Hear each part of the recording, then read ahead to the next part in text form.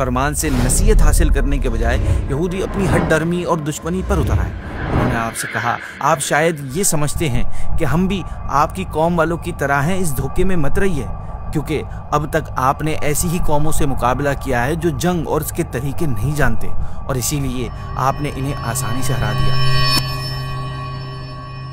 ناظرین، اللہ کے نبی صلی اللہ علیہ وسلم کے مکے سے مدینہ ہجرت کرنے کے بعد غیر مسلم 3 حصوں میں ڈیوائیڈ ہو گئے تھے۔ ایک جو کھلم کھلا آپ صلی اللہ علیہ وسلم سے دشمنی رکھتے تھے اور اوپنلی اس کا اظہار بھی کرتے تھے، جیسے قریش اور ان کے ساتھی اور مددگار وغیرہ۔ انہوں نے آپ صلی اللہ علیہ وسلم سے کھل کر دشمنی کی، ہر طرح کی تکلیفیں پہنچائی اور ان کے ساتھ بڑی بڑی اور تاریخی جنگیں ہوئیں۔ دوسری قسم وہ تھی جو نہ دوست تھے نہ دشمن، جیسے عرب کے مختلف قبیلے۔ یہ وہ لوگ تھے جو اینڈ رزلٹ کے انتظار میں تھے کہ اینڈ میں کیا ہوتا ہے، کس کا پلہ بھاری رہتا ہے۔ تیسری قسم غیر مسلموں کی تھی، جنہوں نے آپ صلی اللہ علیہ وسلم اور مسلمانوں سے صلح کر لی تھی اور عہد کر لیا تھا کہ نہ تو وہ آپ صلی اللہ علیہ وسلم کے ساتھ جنگ کریں گے، نہ ہی آپ کے خلاف آپ کے دشمنوں کی مدد کریں گے۔ اگر دشمن حملہ کر دے تو وہ آپ صلی اللہ علیہ وسلم کی مدد کریں گے۔ یہ کون تھے؟ یہ تھے مدینے کے یہودی۔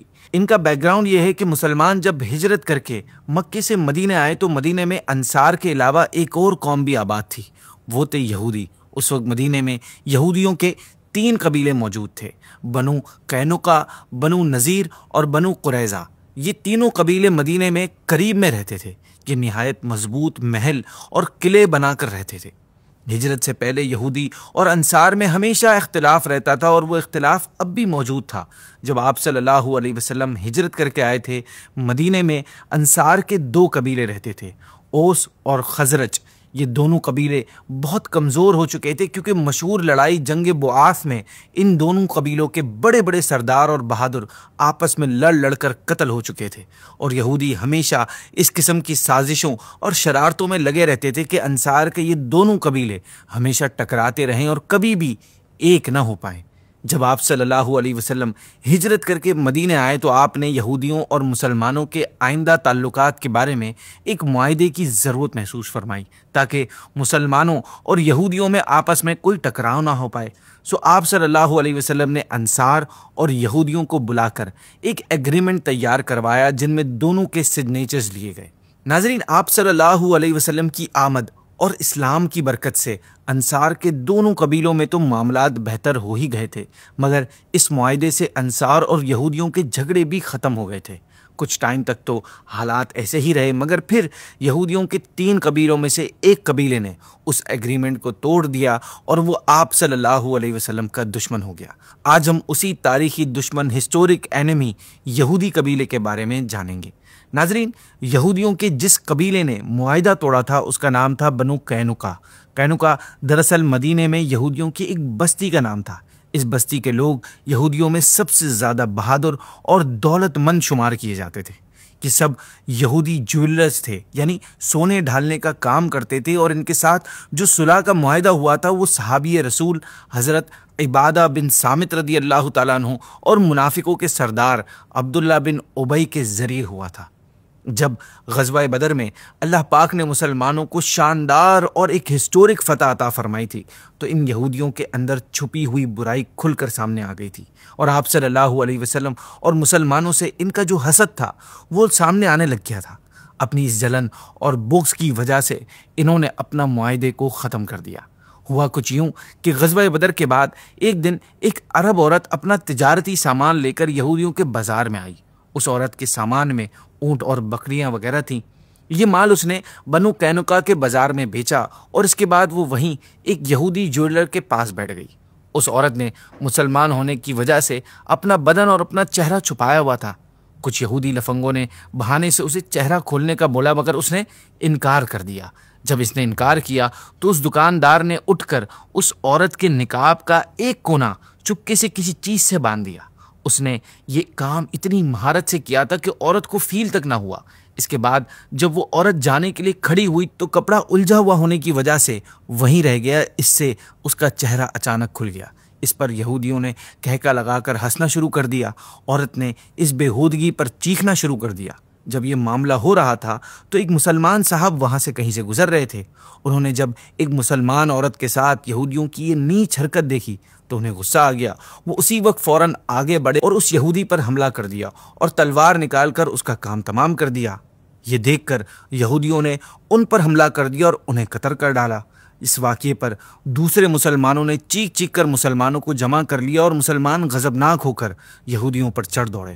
الغرض اس واقعے سے مسلمانوں میں بنی قینقاع کے یہودیوں کے خلاف سخت غم و غصہ پیدا ہو گیا۔ ناظرین، بنو قینقاع سے مسلمانوں کا امن اور دوستی کا جو معاہدہ، جو ایگریمنٹ ہوا تھا، وہ حضرت عبادہ بن صامت رضی اللہ تعالیٰ عنہ کے ذریعے ہوا تھا۔ آپ صلی اللہ علیہ وسلم کو پتہ چلا یہودیوں کی اس حرکت کا، تو آپ نے فرمایا کہ اس قسم کی حرکتوں کے لیے ہمارا ان کا سمجھوتا نہیں ہوا تھا۔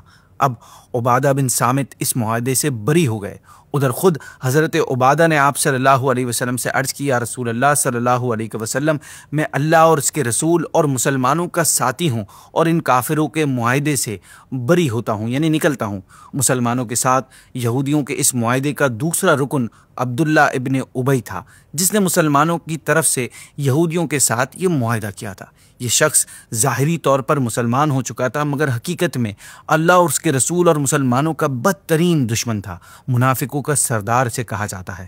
یہ شخص اس واقعے کے بعد اس معاہدے سے چمٹا رہا۔ اس نے عبادہ بن صامت کی طرح اس وقت اس معاہدے سے بری ہونے کا اعلان نہیں کیا۔ خیر، اس کے بعد آپ صلی اللہ علیہ وسلم نے یہودیوں کو جمع کر کے ان سے فرمایا، اے گروہ یہود، اللہ کی طرف سے ایسی ہی تباہی نازل ہونے سے بچنے کی کوشش کرو جیسی بدر کے موقع پر قریش کے اوپر نازل ہوئی تھی۔ اس لیے مسلمان ہو جاؤ، کیونکہ تم جانتے ہو کہ میں اللہ کی طرف سے بھیجا ہوا رسول ہوں، اور اس حقیقت کو تم اپنی کتاب میں بھی پاتے ہو، اور اس عہد کو بھی جو اللہ نے تم سے لیا تھا۔ ناظرین، اس فرمان سے نصیحت حاصل کرنے کے بجائے یہودی اپنی ہٹ ڈرمی اور دشمنی پر اتر آئے۔ انہوں نے آپ سے کہا، اے محمد صلی اللہ علیہ وسلم، آپ شاید یہ سمجھتے ہیں کہ ہم بھی آپ کی قوم والوں کی طرح ہیں، یعنی قریش جن سے بدر میں مسلمانوں کا مقابلہ ہوا تھا، یہ ان کی بات کر رہے تھے۔ انہوں نے آپ سے کہا، آپ شاید یہ سمجھتے ہیں کہ ہم بھی آپ کی قوم والوں کی طرح ہیں، اس دھوکے میں مت رہیے، کیونکہ اب تک آپ نے ایسی ہی قوموں سے مقابلہ کیا ہے جو جنگ اور اس کے طریقے نہیں جانتے، اور اسی لیے آپ نے انہیں آسانی سے ہرا دیا۔ لیکن خدا کی قسم، اگر آپ نے ہم سے جنگ کی تو آپ کو پتہ چل جائے گا کہ آپ کا کیسے بہادروں سے پالا پڑا ہے۔ روایات میں یہ الفاظ بھی آتے ہیں کہ انہوں نے کہا کہ آپ نے ہم جیسوں سے آج تک جنگ نہیں کی۔ ناظرین، یہ کہنے کی وجہ کیا تھی کہ یہ لوگ یہودیوں میں سب سے بہادر لوگ تھے، ساتھ ہی یہ لوگ یہودیوں میں سب سے زیادہ دولت مند اور سخت شمار کیے جاتے تھے، بے انتہا سرکش اور باغی قسم کے لوگ تھے، تو انہیں اس بات کا گھمنڈ اور غرور بھی تھا۔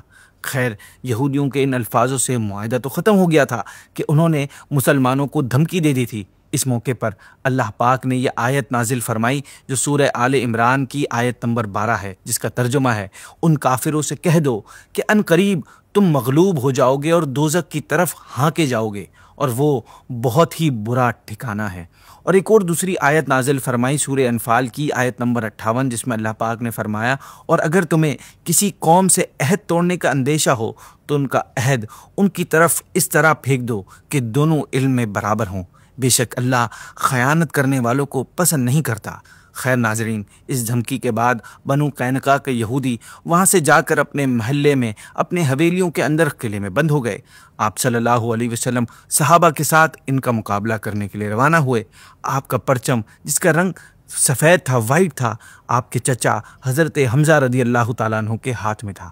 نکلتے وقت آپ صلی اللہ علیہ وسلم نے حضرت ابو لبابہ رضی اللہ تعالیٰ عنہ کو مدینے میں اپنا قائم مقام بنایا اور یہودیوں کے قلعے کی طرف آپ روانہ ہو گئے، اور پھر وہاں پہنچ کر یہودیوں کے قلعوں کا محاصرہ کر لیا، یعنی چاروں طرف سے گھیر لیا۔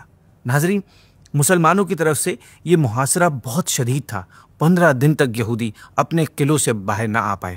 اس شدید محاصرے کے نتیجے میں اللہ پاک نے ان کے دلوں میں مسلمانوں کا خوف اور رعب پیدا کر دیا۔ پھر بالآخر محاصرے سے تنگ آ کر یہودیوں نے آپ صلی اللہ علیہ وسلم سے درخواست کی کہ اگر آپ ہمارا راستہ چھوڑ دیں تو ہم جلا وطن ہو کر مدینے سے ہمیشہ جانے کے لیے تیار ہیں۔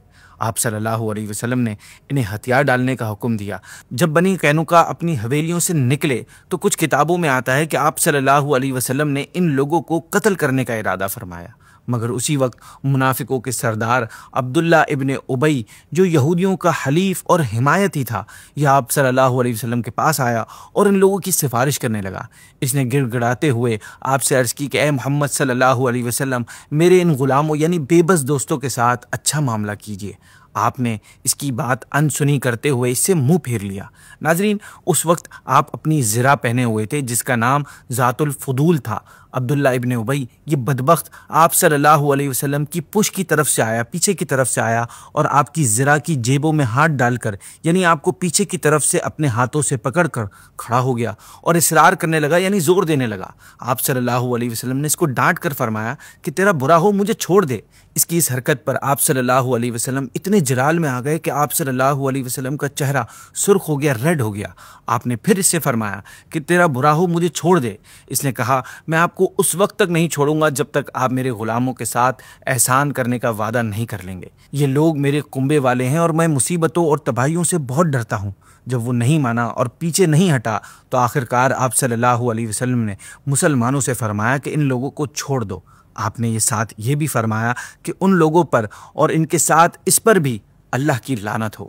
اس پر آپ نے بنی قینقاع کے یہودیوں کو قتل کرنے کا ارادہ ترک کر دیا۔ پھر آپ صلی اللہ علیہ وسلم نے عبداللہ بن ابی سے فرمایا کہ انہیں لے جاؤ، اللہ تمہیں ان کے ذریعے کوئی برکت نہ دے۔ پھر آپ نے حکم دیا کہ ان یہودیوں کو مدینے سے ہمیشہ کے لیے نکال کر جلا وطن کر دیا جائے۔ یہودیوں کو مدینے سے نکلنے کے لیے 3 دن کی مہلت دی گئی اور ان کو جلا وطن کرنے کی ذمہ داری آپ صلی اللہ علیہ وسلم نے حضرت عبادہ بن صامت رضی اللہ تعالیٰ عنہ کو دی۔ ناظرین، اس طرح بنو قینقاع کے یہودی 3 دن بعد مدینے کو خیر آباد کہہ کر چلے گئے۔ جانے سے پہلے انہوں نے حضرت عبادہ بن صامت سے درخواست کی کہ ان کو 3 دن کی جو مہلت دی گئی ہے اس میں کچھ اضافہ کر دیا جائے، مگر آپ رضی اللہ تعالیٰ عنہ نے انکار کر دیا۔ کچھ کتابوں میں یہ بھی ملتا ہے کہ یہودیوں کے مدینے سے نکلنے سے پہلے ابن ابی ایک بار پھر آپ صلی اللہ علیہ وسلم کے پاس آپ کے مکان پر یہ درخواست لے کر آیا تھا کہ یہودیوں کو معاف کر کے مدینے میں ہی رہنے کی اجازت دے دیں آپ، مگر آپ صلی اللہ علیہ وسلم نے اس سے ملنے کے بجائے اندر تشریف لے گئے تھے۔ ابن ابی نے اندر جانا چاہا مگر ایک صحابی نے ہاتھ مار کر اس کو پیچھے دھکیل دیا، جس کے نتیجے میں اس کا منہ دیوار سے ٹکرایا اور یہ زخمی ہو گیا، جس کے بعد یہ غصے میں آ کر وہاں سے چلا گیا۔ جب بنو قینقاع کے یہودیوں کو اس واقعے کا پتہ چلا تو وہ بولے کہ ہم اس شہر میں ہرگز نہیں رہیں گے جس میں ابن ابی کے ساتھ یہ معاملہ کیا گیا، اور نہ ہی اب ہم اس سے کوئی مدد لیں گے۔ خیر ناظرین، حضرت عبادہ بن صامت نے اپنی نگرانی میں ان کو جلا وطن کیا۔ یہ لوگ یہاں سے نکل کر ملک شام کی ایک بستی میں جا کر رہنے لگے۔ آج ہم نے ناظرین اسلام دشمن یعنی ہسٹورک دشمن یہودیوں کے صرف ایک قبیلے کے بارے میں سنا ہے۔ نیکسٹ کچھ ویڈیوز میں ہم ان 2 قبیلوں کے بارے میں بھی سنیں گے جنہوں نے آپ صلی اللہ علیہ وسلم اور مسلمانوں کے ساتھ بڑی خطرناک قسم کی دشمنی کی۔